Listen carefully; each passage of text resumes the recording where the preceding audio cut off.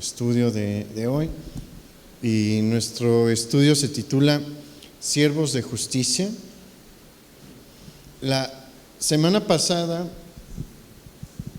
comenzamos a ver cómo Pablo aborda una de las preguntas que comúnmente se le planteaban al cristianismo en ese tiempo y que también se nos plantea el día de hoy sobre nuestra conducta. Y vamos a Romanos capítulo 6, versículo 15.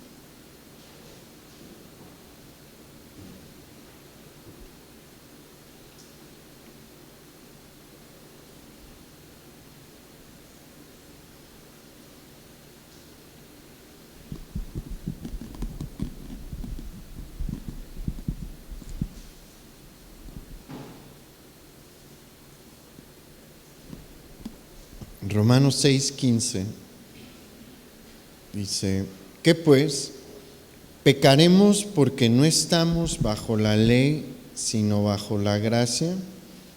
Y nuevamente Pablo plantea esta pregunta que seguramente ya le han planteado a él en alguna ocasión, debido, como vimos la semana pasada, a la doctrina de la salvación por fe. De hecho, como cristianos es común que comentemos que nosotros estamos en el tiempo de la gracia, no en el tiempo de la ley. Y pues hay quienes se llegaron a plantear y se dijeron a sí mismos: pues si es el tiempo de la gracia y no el de la ley, pues vamos a ignorar por completo la ley. Y no crea, ahí entre grupos cristianos el día de hoy hay quienes tienen estas posturas también y que dicen: bueno, es que ya no se aplica nada de la ley, ahora es el tiempo de la gracia. Y Pablo estaba consciente de estas preguntas que podían surgir o estos ataques a la fe que podían aparecer, porque ciertamente nosotros predicamos y enseñamos, como lo enseña el Nuevo Testamento, que la salvación se obtiene únicamente por fe, no por obras. Las obras que realicemos no tienen ninguna influencia en nuestra salvación. No podemos adquirir la salvación por las buenas obras. El cumplimiento de la ley no nos permite alcanzar la salvación. Y pues Pablo va a ser tajante en su respuesta, porque ¿qué dice ahí mismo en el versículo 15? Cuando le plantean que si vamos a pecar porque no estamos bajo la ley, sino bajo la gracia, él dice claramente: en ninguna manera. Lo podría decir más a secas diciendo no, ¿verdad? Pero quiso ser más enfático y decir: de ninguna manera, esto no puede ser. El cristiano no puede vivir como se le antoje o como quiera, simplemente porque está bajo la gracia. Y a lo largo de los siguientes versículos, Pablo va a desarrollar su afirmación, va a dar las causas de su afirmación, va a explicar su postura.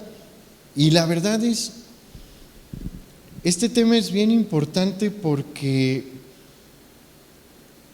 mira, hasta en el gimnasio al que voy pues uno platica del Señor en cada ocasión que se presenta. Yo creo que es algo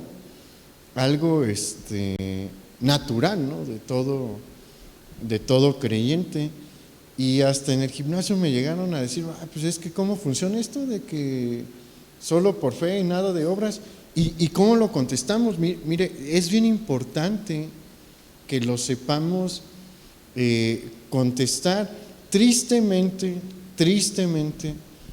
hoy en día hay un cristianismo muy relajado, no todos, pero hay un sector del cristianismo que sí es muy relajado y que a veces se cuelgan de estas ideas y llevan una vida muy liberal, y otras personas que han tenido contacto con ellos nos pueden plantear este tipo de preguntas. ¿Por qué? Porque ven una conducta que es igual a la suya o peor, a veces, tristemente. Entonces Pablo, recuerde, quiere darnos un fundamento para poder contestar. ¿El mundo necesita respuestas? Sí. ¿Tiene preguntas? Sí. ¿Y qué cree que se siente cuando no le dan una respuesta clara, una respuesta satisfactoria a alguien que está buscando una respuesta de una manera honesta? O sea, que tiene una duda genuina, sincera. Esta puede ser una duda genuina y sincera, y si nosotros no les podemos contestar, probablemente les cerremos la puerta de la salvación. Mire, no vivimos en tiempos fáciles, vivimos en tiempos de muchísima confusión. ¿Y cuál es el deseo del Señor? Que su pueblo disperse la niebla de confusión que hay sobre muchas personas, para que la luz del Evangelio les resplandezca.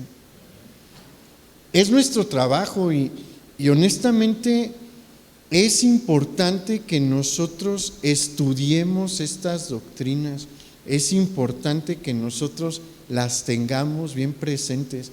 Esto es, el contenido de Romanos es muy teológico, sí, pero muy práctico a la vez. Y es importante que lo conozcamos. Es algo también para llevar a la vida práctica todos los días.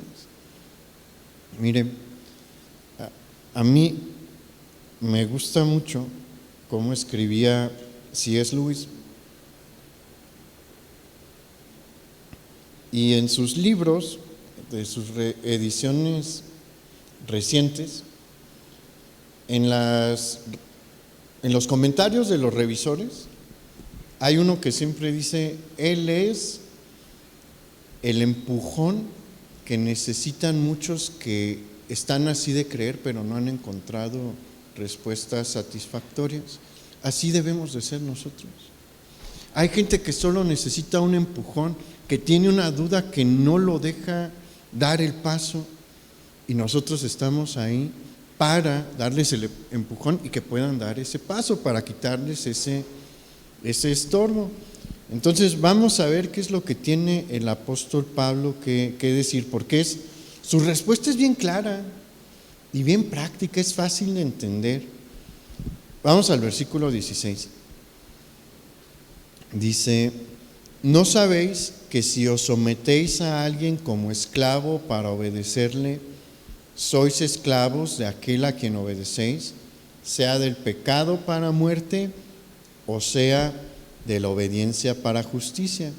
Y este versículo es de suma importancia, porque en este versículo Pablo va a empezar a clarificar una falsa concepción que se tiene sobre la salvación, la doctrina de la salvación únicamente por fe. Y Pablo comienza preguntando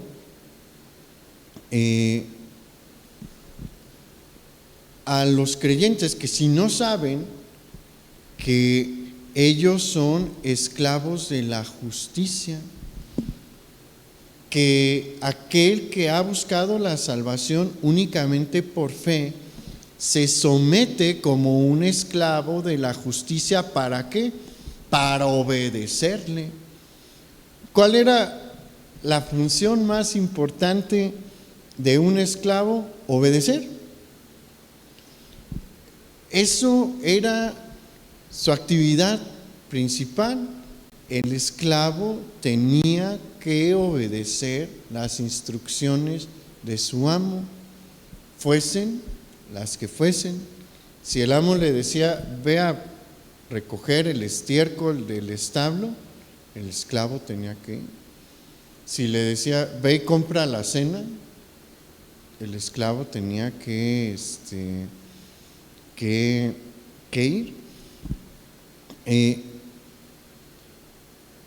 El esclavo debía de obedecer toda orden e instrucción. Y el que ha buscado la salvación únicamente por fe, al buscar la salvación únicamente por fe, se somete a la justicia de Dios como se somete un esclavo en este tiempo. Y aquí es importante que tengamos presente lo siguiente. Hay una falsa concepción del hombre en la que se le enseña que él es señor de su persona, que es señor de sí mismo. ¿Por qué menciono que esto es falso? Porque, como vamos a ver, Pablo nos va a mostrar que el hombre puede estar a lo largo de su vida mortal solamente bajo dos señoríos, debajo de dos señoríos. Él no es el Señor. Puede tener uno de dos señores. Aquí vamos a ver algo. El hombre es libre. Eso es cierto. Es una realidad. El hombre tiene libertad. ¿Por qué? Porque tiene la capacidad de elegir. Todos nosotros, todo el género humano, todos los hijos de Adán, tenemos este regalo, la capacidad de elegir. Y ahí es donde radica nuestra libertad, que podemos elegir entre una cosa u otra. Pero no tenemos una elección muy amplia. Podemos elegir entre dos señores. Podemos elegir entre dos autoridades. Ahí está nuestra libertad, ahí está el libre albedrío. En esta elección que nosotros podemos hacer, podemos elegir por el señorío del pecado o podemos elegir por el señorío de Dios. Son las opciones que están frente a nosotros. No hay más, no podemos elegir por ser nuestros propios señores. Eso no sucede y ahorita vamos a verlo, como eso es una realidad. Pero esta es la opción que tenemos frente a nosotros. Esta es la decisión que podemos tomar. O nos sometemos a Dios o nos sometemos al pecado. El hombre tiene una tendencia natural, sí, una tendencia natural para irse tras el pecado, pero y todos en algún momento elegimos por eso. Todo el mundo cae en pecado, todo el mundo cae en la tentación, pero por el Evangelio, a través del Evangelio, al hombre se le concede nuevamente una oportunidad para cambiar de señorío. Al hombre se le concede la gracia a través del Evangelio, a través de la obra redentora de Jesús, de cambiar del señorío del pecado al señorío de Dios. Y aquí es importante notar un detalle. para que el hombre pueda cambiar de un señorío al otro, del señorío del pecado al señorío de Dios, ocupa ejercitar nuevamente su libre albedrío, su libertad. Y aquí, en este ejercicio de la libertad, para cambiar al señorío de Dios, suceden varias cosas. ¿Qué es lo que sucede?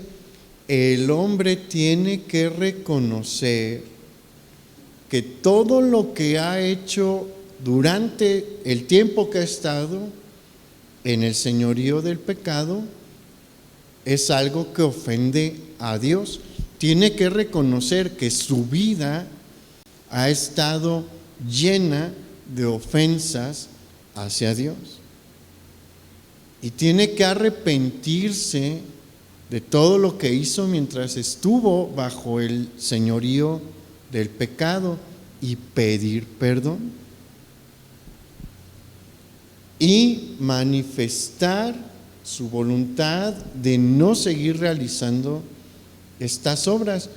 Y una vez que ha reconocido todo esto, una vez que ha reconocido que se la ha pasado pecando en contra de Dios, que se la ha pasado ofendiendo a Dios y que necesita su perdón, es ahí donde puede pedir la salvación por fe en la obra de Jesús. Hay prerequisitos para obtener esta salvación únicamente por fe. ¿Cuáles son esos prerequisitos? Reconocer la vida de pecado que se ha llevado, arrepentirse de ella y pedir perdón. Por eso, si no existe esto, pues no tiene sentido solicitar el cambio de reino. O sea, cuando uno se cambia de un reino a otro, es para dejar todo lo que se hacía en el reino, en el otro reino. Uno no llega a decir, pues es que quiero vivir igual que como vivía antes, ¿no? Nada más que con el beneficio de este reino. Hay ejemplos de la vida cotidiana ilustrativos. Por ejemplo, si uno quisiera obtener la ciudadanía alemana, es muy distinto al proceso en los Estados Unidos. Los alemanes sí piden para otorgar la ciudadanía, que a menos de que sea por nacimiento, esa es otra historia, pero si uno se casa, por ejemplo, con una alemana, para poderse casar en el registro civil allá, piden que tenga uno un cierto nivel de alemán. ¿Por qué? Porque dicen, si vas a vivir aquí, vas a hablar alemán, amigo, porque pues, se necesita, o sea, lo vas a ocupar en tu vida cotidiana. Vas a respetar las leyes del lugar, o sea, no vas a vivir como tú quieres y se te va a aplicar la ley pues como es. Para el mexicano puede ser un proceso traumático. ¿Por qué? Porque son culturas completamente distintas, la nuestra y la alemana. El alemán es preciso, exacto, cuadrado, la verdad, en muchos sentidos. Allá uno no puede hacer ruido el domingo. Si uno hace mucho ruido, el vecino, y está ya molestando al vecino, el vecino le llama a la policía y la policía llega y te dice, oye, ya deja de… Mire, no crea que estamos hablando de música, estamos hablando de usar la lavadora, de usar mucho la licuadora. O sea, si al vecino le llega a molestar ese ruido, uno tiene un problema. Y uno puede decir, es que yo soy mexicano y así es en México, pero tú estás en Alemania. aquí se aplican la ley y las costumbres del lugar. Bueno, es similar en cuanto al cambio de un reino a otro. O sea, uno no cambia al reino de Dios para seguir viviendo como en el reino del pecado. ¿Qué hace Dios con las personas que tienen esa intención? Le dice, aquí no. O sea, si quieres ser salvo a través de la fe, te tienes que arrepentir. Tienes que dejar atrás lo del reino anterior. Aquí se vive diferente. Aquí las cosas funcionan distinto. Entonces, por eso es que Pablo es tajante en esta respuesta, porque nos dice, en pocas palabras, que aquel que ha obtenido la salvación únicamente por fe, anteriormente tomó una decisión de abandonar las costumbres y los usos del reino del pecado y el estilo de vida del reino del pecado, y desea someterse a los usos y costumbres del reino de Dios. Entonces, ¿podemos vivir como se vivía cuando servíamos al pecado? No. ¿Somos salvos únicamente por fe? Sí, porque no hay algo que nosotros pudiésemos hacer para cambiar de un reino a otro. Eso lo hizo el Señor Jesús. El que permite que podamos hacer este cambio es el Señor Jesús. Pero ¿qué pide de nosotros? Sí pide arrepentimiento, sí pide que reconozcamos que estábamos mal y un deseo por dejar esa vida pasada. Vamos ahora a los versículos 17 y 18 ahí en Romanos 6.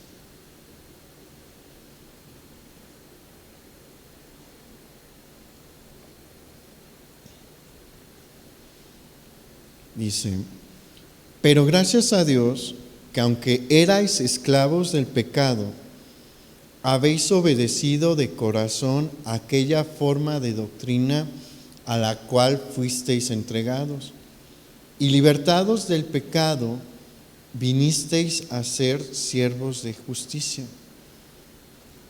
Estos dos versículos, aunque están cortitos, contienen una descripción de la gran obra libertadora de Jesús.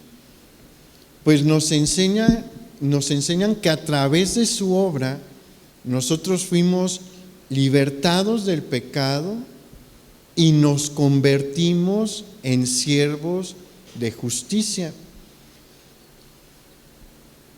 Miren, en este tiempo los señores no dejaban ir tan fácil a sus súbditos. Los reyes, los príncipes que tenían control sobre personas, no las dejaban ir tan fácil, menos a un esclavo. En el mundo antiguo, si un esclavo se escapaba, había cometido uno de los crímenes más graves que podía cometer. ¿Y qué se hacía generalmente? El amo preparaba un equipo de cacería para ver cómo lo encontramos y daban aviso a los familiares. Y si había familiares en ciudades vecinas, les avisaban también. Les decían: ¿saben qué? Se me escapó tal esclavo, es así, así y así. Si lo encuentran, lo capturan y me lo regresan. Generalmente los mataban.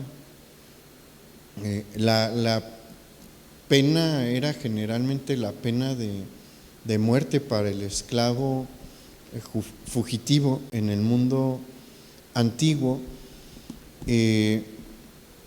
Para ser liberado de un señorío, ¿qué se tenía que hacer? Generalmente pelear por la persona que estaba cautiva. ¿Se acuerda ¿Qué fue lo que hizo Abraham cuando capturan a Lot? Lot cayó en esclavitud. O sea, no debemos de creer que Abraham nada más quería iniciar una guerra pues por el afán de pelear, ¿no? Y mostrar que era un gran guerrero, no. Él sabía lo que acababa de pasar con Lot. Las ciudades de la llanura habían sido derrotadas y los sobrevivientes eran parte del botín y adquirían inmediatamente la condición de esclavos. Entonces Abraham sabe que no hay otra manera de rescatar a Lot más que peleando, y tuvo que ir a pelear y a rescatarlo. Esa es la forma en la que se salía de los señoríos de la esclavitud normalmente. ¿Y qué tuvo que hacer Jesús? Pelear una batalla por nosotros. Mire, lo que Jesús hizo es algo que no podemos imaginar. Honestamente no podemos imaginar.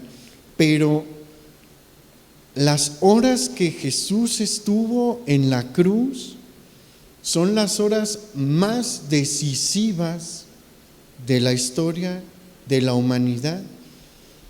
Sí, nosotros lo vemos clavado en la cruz, pero en el plano espiritual se estaba librando una batalla grandísima. ¿Y quién la estaba peleando? Jesús. No nos imaginamos, no debemos de pensar que estaba peleando con espada, ¿no?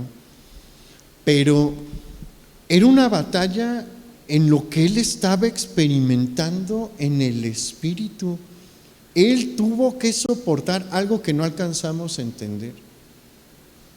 Solamente en el plano espiritual saben qué estaba pasando, pero Dios dejó algunas cosas para darnos una idea de qué tan grave era la situación, porque Dios permitió que hubiera tinieblas en ese tiempo sobre Jerusalén, sobre la región, para enseñarnos que algo intenso estaba sucediendo en el plano espiritual. La expresión de Jesús diciendo: Padre, ¿por qué me has desamparado?, nos deja ver lo intensa que era la actividad espiritual por la que Jesús estaba pasando. Él estaba luchando allí por nosotros, y buenas noticias, ganó y nos liberó. Hoy somos libres por la obra de Jesús allí en la cruz, y pasamos de ser siervos del pecado a ser siervos de justicia. Ahora, en el versículo 17 se nos explica que sin la redención de Jesús nosotros somos esclavos del pecado. Esa es la condición de todo ser humano. Hay algo que debemos de entender aquí también. Es cierto que todos nacemos con una naturaleza caída. La heredamos de nuestro padre Adán. Él cayó, Eva cayó, se reprodujeron y solamente podían reproducir seres caídos. No podía venir como fruto de ellos un ser perfecto con una relación abierta con Dios. ¿Por qué? Porque eso ya no estaba en su naturaleza. Después de su caída, ellos únicamente podían transmitir esta naturaleza pecaminosa que tiene una inclinación hacia pecar, pero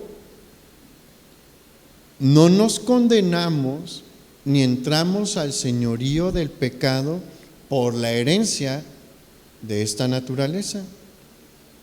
¿Cuándo entramos al señorío del pecado, a su dominio? cuando nosotros voluntariamente cometemos un pecado. Eso lo platicamos hace una semana. ¿En qué momento es? ¿Quién sabe? Varía de persona a persona.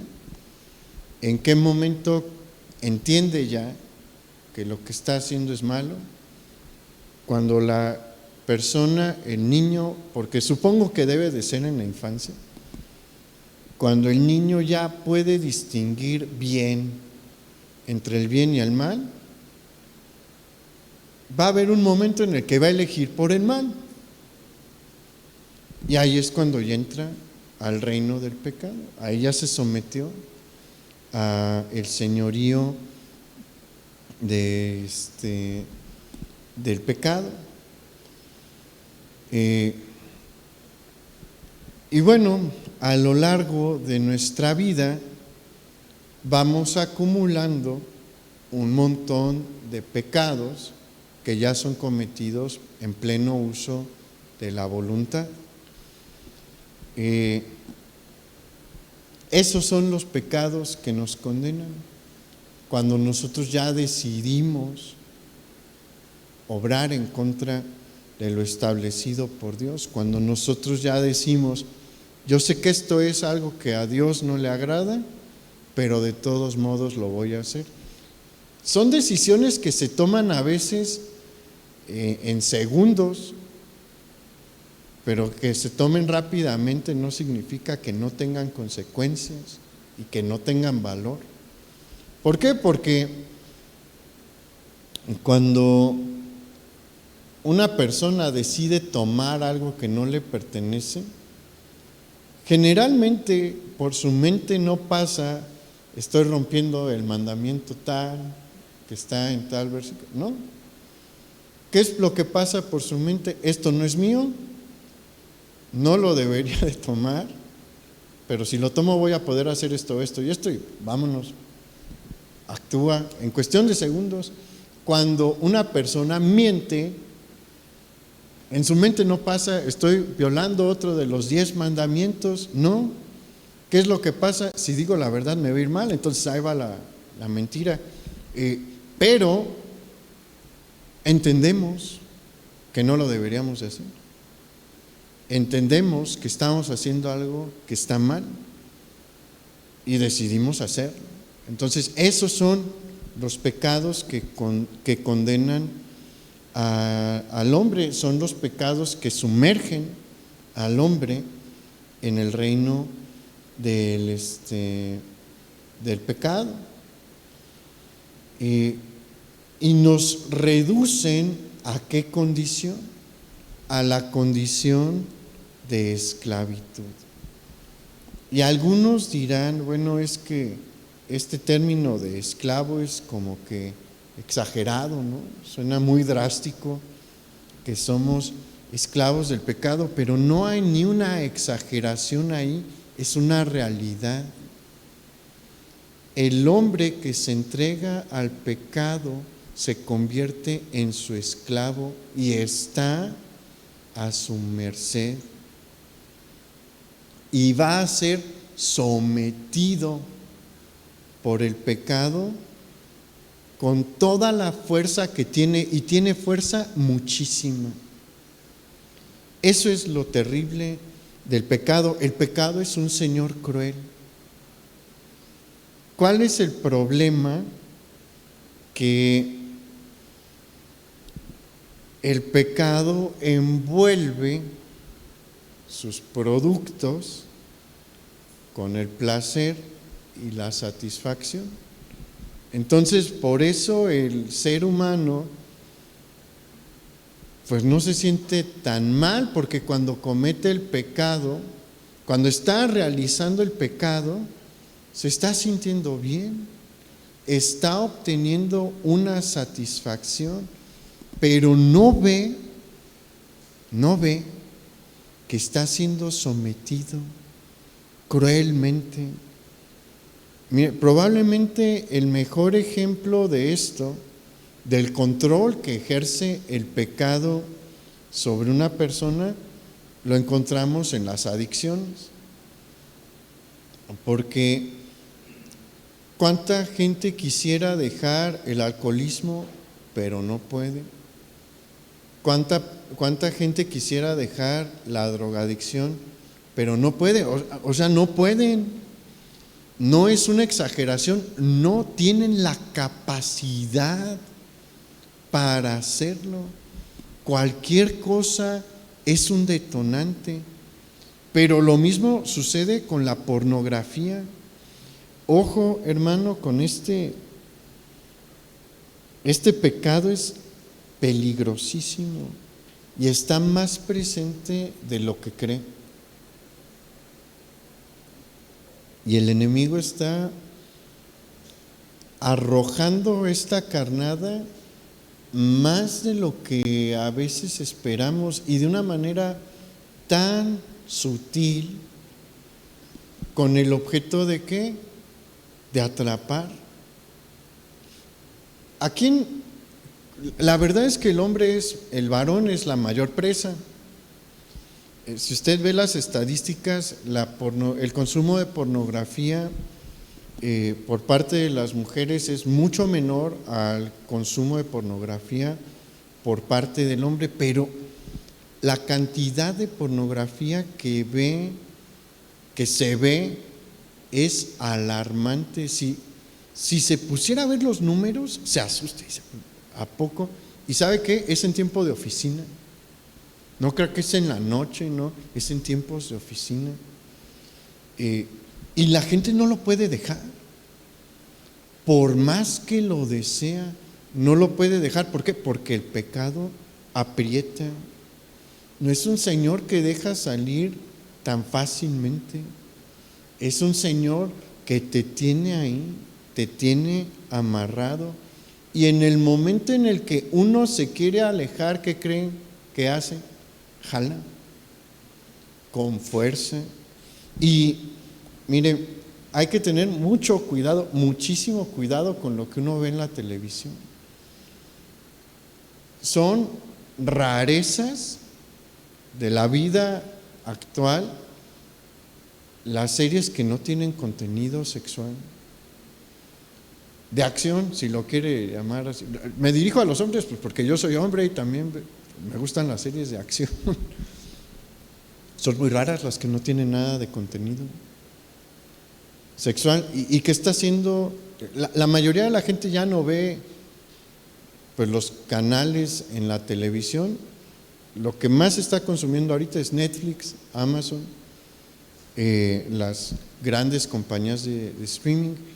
Y la cantidad de pornografía que ellos meten, pornografía encubierta, es grandísima. Y si no tiene cuidado, ¿qué cree que es lo que va a pasar? Le va a empezar a llamar la atención y va a parar donde no quería parar. Entonces hay que tener mucho cuidado con ese tipo de pecado. Pero bueno, estas son las adicciones, pero el pecado controla en otras áreas también, muchísimo, muchísimo. Mire, el pecado se puede enseñorear de nuestro carácter. ¿Cuántas personas no dicen cosas de las que después se arrepienten porque le dieron lugar a la ira? ¿O cuántas personas no matan o golpean a alguien porque no pudieron controlar su enojo? ¿Cuántas personas no son consumidas por la ambición? La ambición y las metas egoístas tienen el control de miles de personas. No lo quisiera decir, pero es la verdad. La mayoría de los políticos están así. No se pueden salir ya de su sistema. ¿Por qué? No saben cómo vivir ya de otra manera. No encuentran otra manera de llevar una vida más que el sistema de engaño y robo. Es lo único que saben hacer y lo único que pueden hacer. Uno les pregunta, ¿y por qué no dejas ya de hacer eso? Porque no sé hacer otra cosa. Y no me refiero al trabajo político, o sea, todo lo malo que hacen realizando ese trabajo.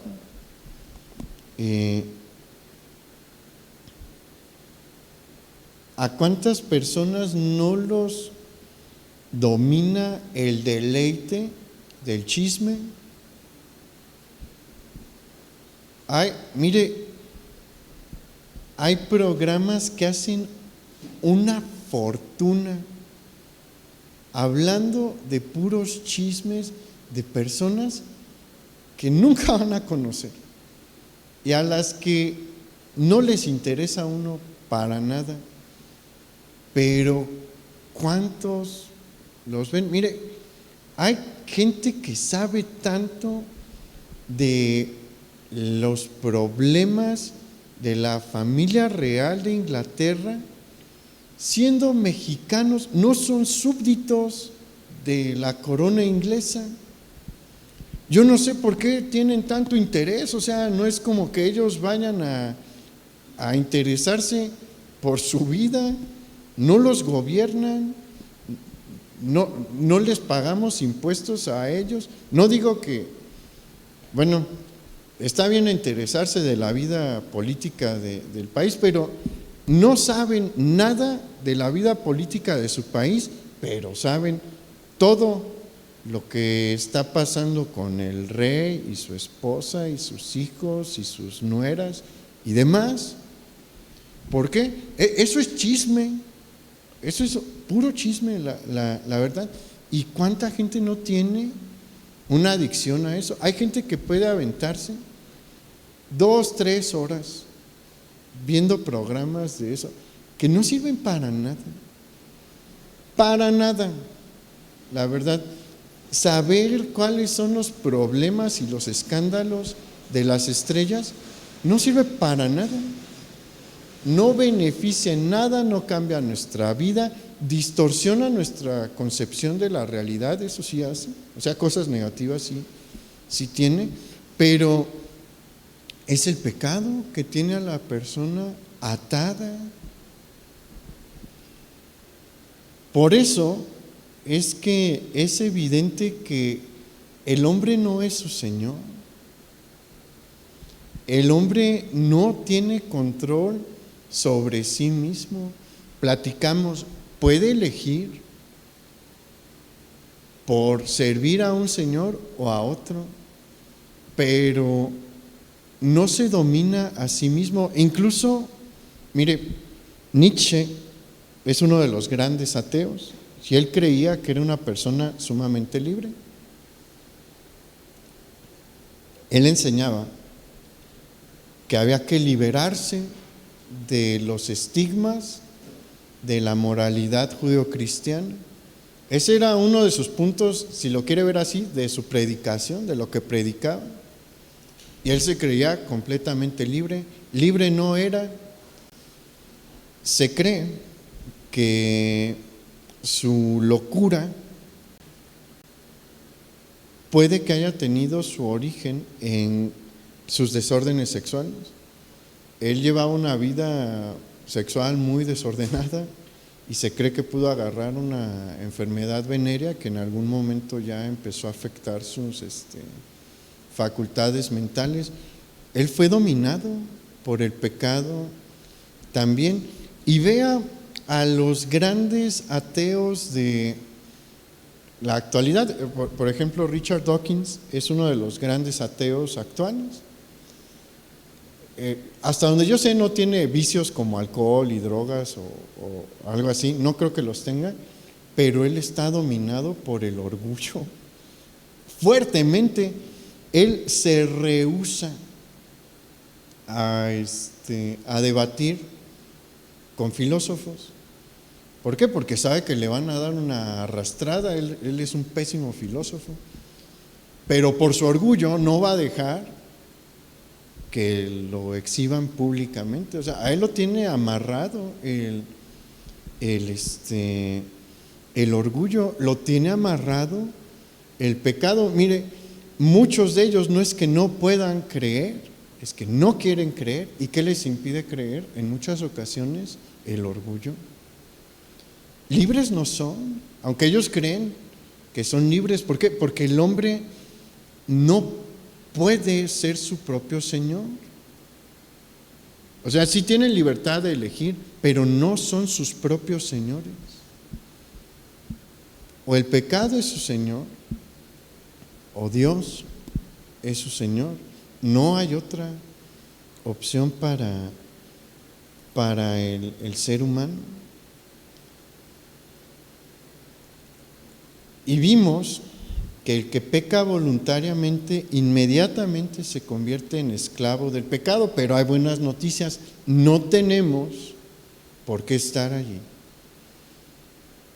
El día de hoy ningún ser humano tiene por qué vivir bajo el señorío del pecado.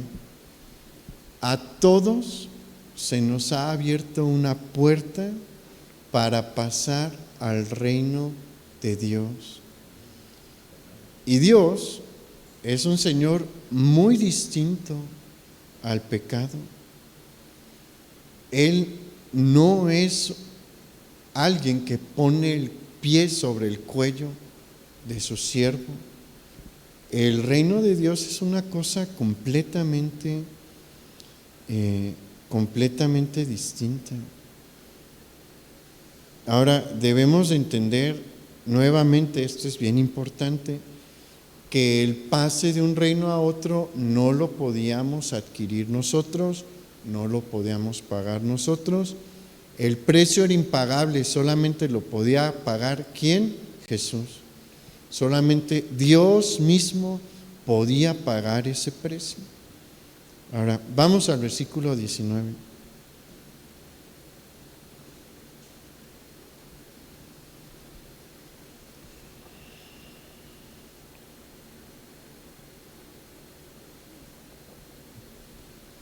Hablo como humano por vuestra humana debilidad, que así como para iniquidad presentasteis vuestros miembros para servir a la inmundicia y a la iniquidad, así ahora para santificación presentad vuestros miembros para servir a la justicia. Aquí Pablo nuevamente sigue desarrollando su argumento y nos dice, como habíamos visto la semana pasada, hay que presentar nuestro cuerpo para servir a Dios. Anteriormente utilizábamos nuestro cuerpo para pecar, ahora es tiempo de que usemos nuestro cuerpo para honrar a Dios, para servir a Dios. Y Dios puede usar, mire, nuestras manos, el uso de nuestras manos cambia completamente. ¿Por qué? Porque antes usábamos las manos para el mal, y hay un montón de formas en las que podemos usar las manos para el mal. Se pueden cometer muchos pecados con las manos. Pero ahora, ¿qué es lo que quiere Dios hacer con nuestras manos? Que sean instrumentos de bendición, que sean las manos de Jesús. Y hay muchas formas en las que Dios nos puede usar con partes del cuerpo pues tan, no sencillas porque es bien compleja la mano, pero tan cotidianas como la mano. Con la mano podemos dar ánimo. Una palmada en la espalda en el momento preciso es una bendición. Las podemos usar también para defender.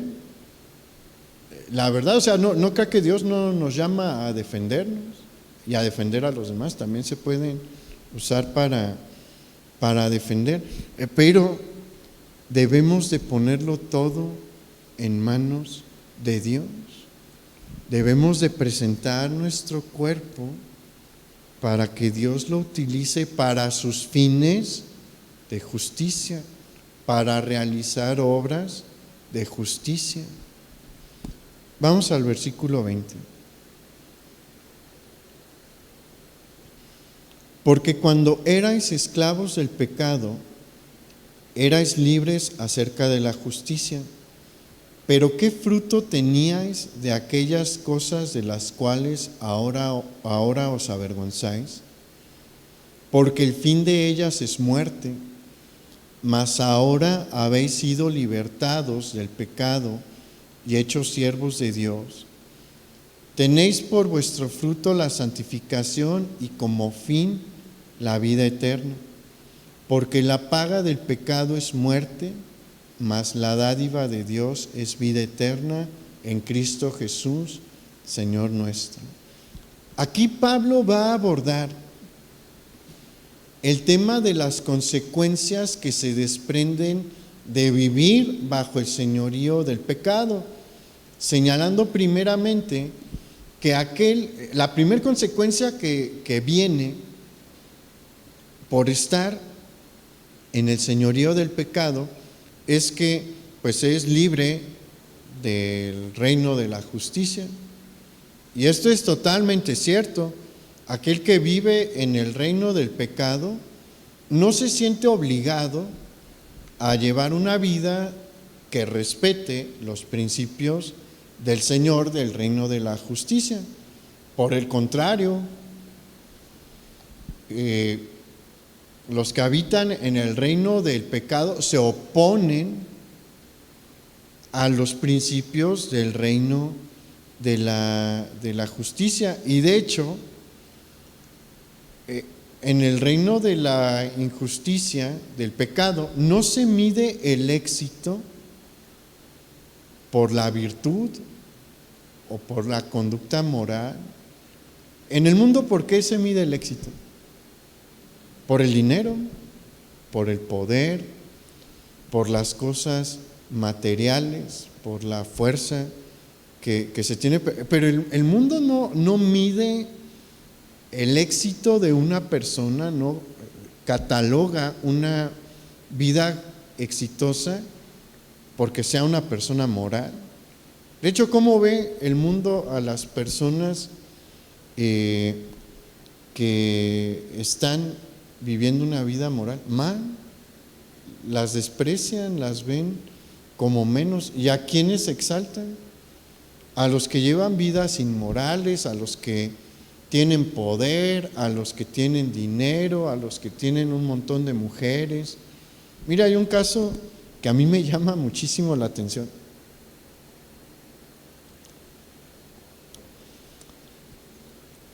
A algunos, si les interesaba el fútbol americano en su juventud, ahí por los 70s, 80s, más en los 70s,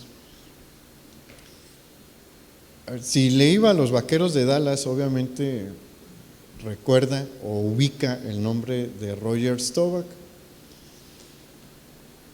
Él era un tipazo, la verdad. Aquí en México dudo que se supiera mucho sobre su carácter como persona, pero en Estados Unidos le llamaban el Capitán América.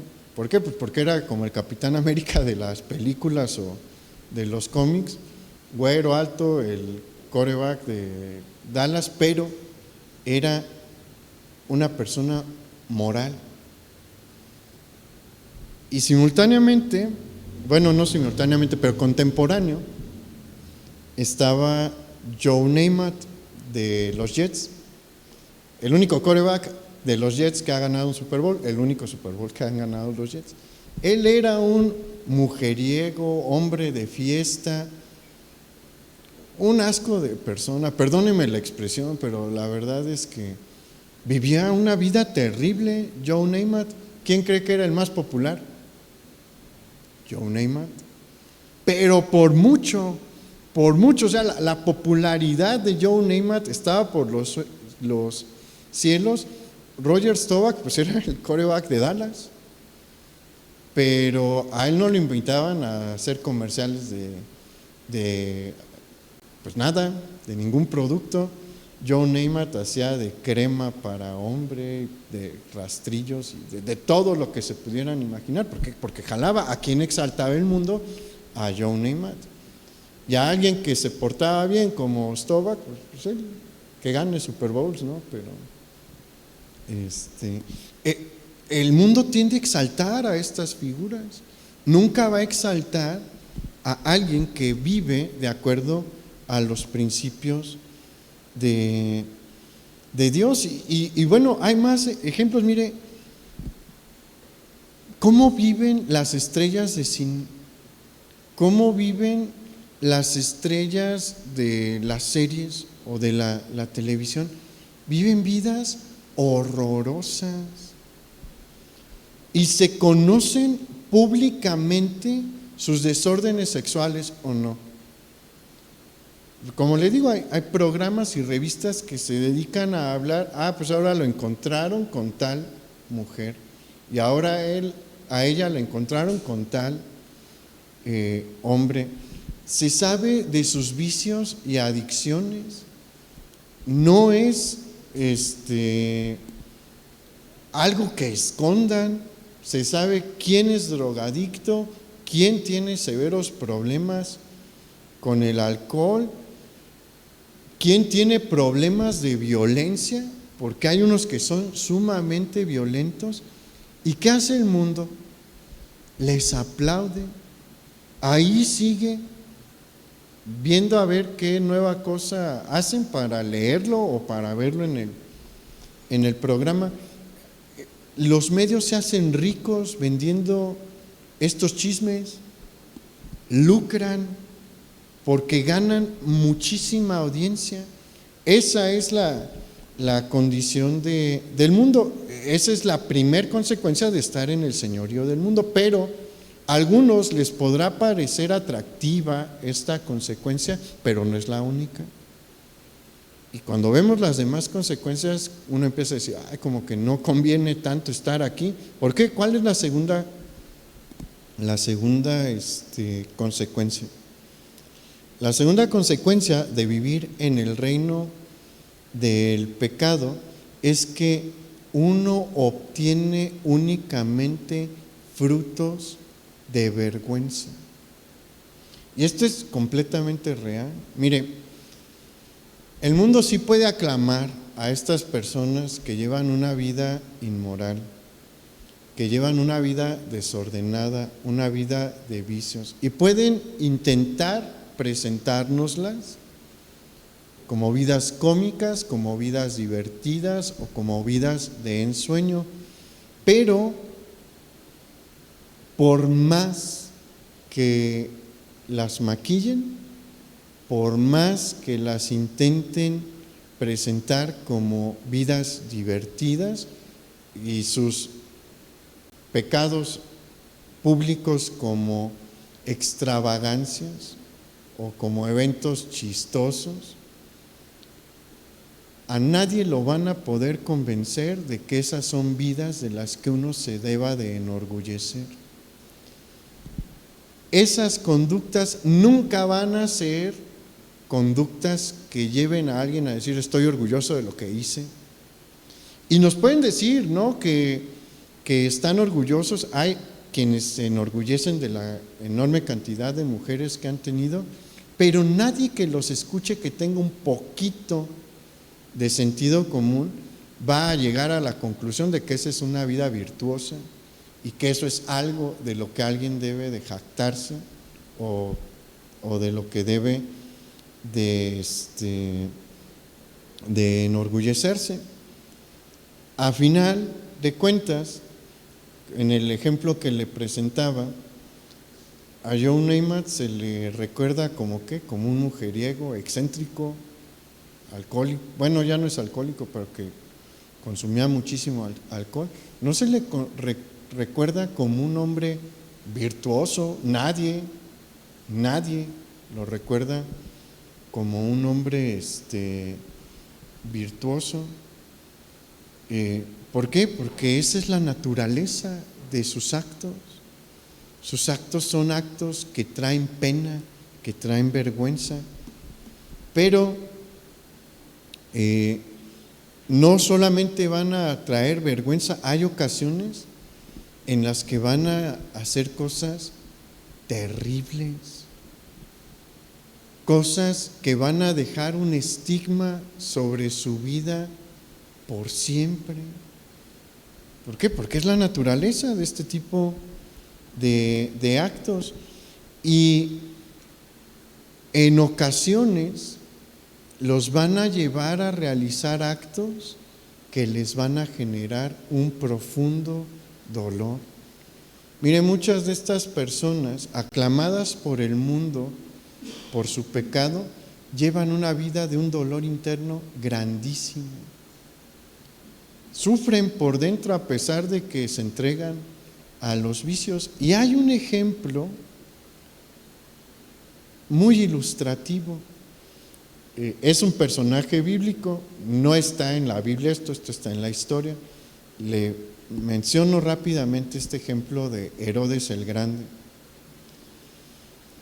Herodes el Grande, el Herodes del nacimiento de Jesús, él tuvo varias esposas y varios hijos.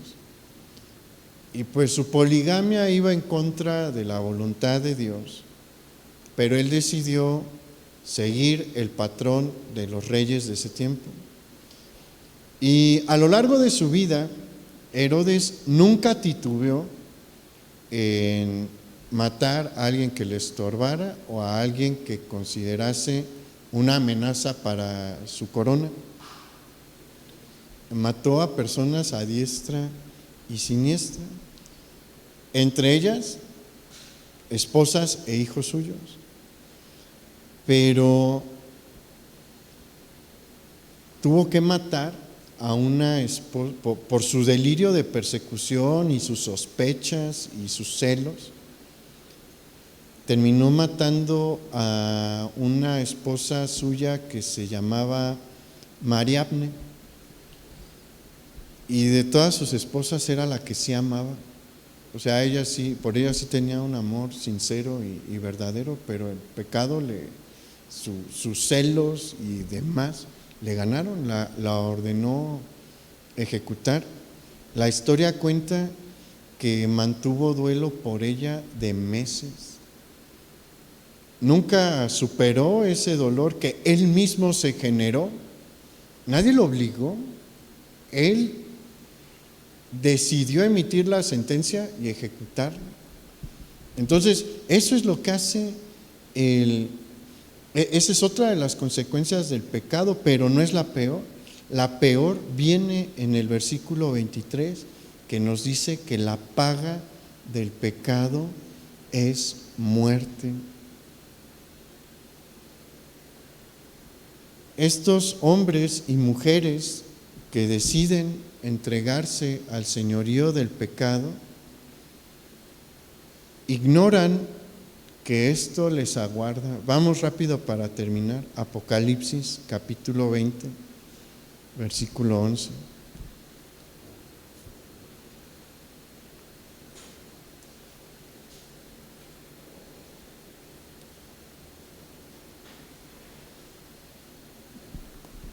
Apocalipsis 20:11 dice: y vi un gran trono blanco y el que estaba sentado en él, de delante del cual huyeron la tierra y el cielo, y ningún lugar se encontró para ellos. Y vi a los muertos, grandes y pequeños, de pie ante Dios. Y los libros fueron abiertos, y todo libro fue abierto, y otro libro fue abierto, el cual es el libro de la vida. Y fueron juzgados los muertos por las cosas que estaban escritas en los libros según sus obras. Y el mar entregó los muertos que había en él, y la muerte y el Hades entregaron los muertos que había en ellos, y fueron juzgados cada uno según sus obras. Y la muerte y el Hades fueron lanzados al lago de fuego. Esta es la muerte segunda. Y el que no se halló inscrito en el libro de la vida fue lanzado al lago de fuego. Todo hombre y toda mujer que decide quedarse en el reino del pecado y rechazar el regalo que está dando Jesús, tiene esta cita: cuando se acaben todas las cosas, cuando haya pasado todo lo que lleva al fin de esta creación, el Señor va a llevar a cada ser humano que le rechazó y le va a hacer un juicio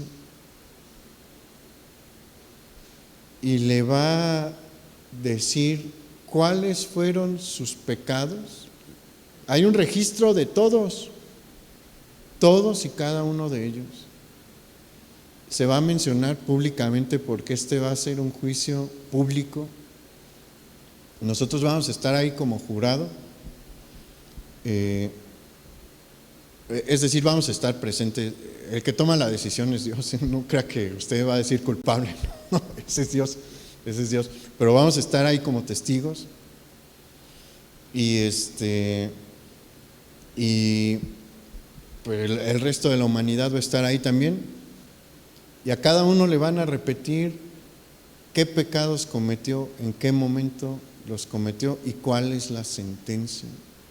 Este no es un juicio para ver si es culpable. El hecho de que esté uno en el juicio es que hay culpabilidad, es un juicio para recibir sentencia. Por eso están de pie, porque se les va a dictar una sentencia por todos los pecados que cometieron. Esa es la peor consecuencia que viene de estar en el reino del pecado, que hay un juicio y una condena esperándoles y nadie se va a escapar. Dios no es un juez que se corrompa, es un juez justo. Por eso se utiliza el color blanco para describir el trono en el que Él se va a sentar para juzgar, porque habla de su pureza y su incorruptibilidad. Por eso debemos de agradecerle al Señor que estamos en el reino de la justicia y compartirle a los demás, porque los demás están ¿en dónde? En la esclavitud del pecado. Son esclavos aquí, ¿y qué van a hacer después? Condenados. Vamos a orar.